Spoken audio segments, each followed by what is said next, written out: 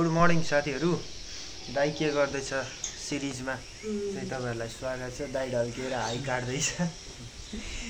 दाइ के भइरहेछ दाइलाई ल भनिदियो। मेरो प्लेटलेट्स अलिकति कम भइरहेछ। यो मलाई यो नेपालमै बसाउने योजना हो कि प्रभुको थर्ड इयर फेल गराएर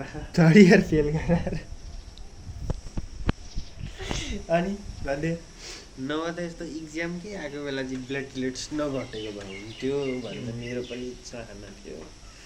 अब सबै घट्यो त म घटि त हाल्छु भनेपछि थर्ड इयरमा त अनि तेरो पुरै जे कर्भ जाने भन्ने थियो। दाइ के भयो अब?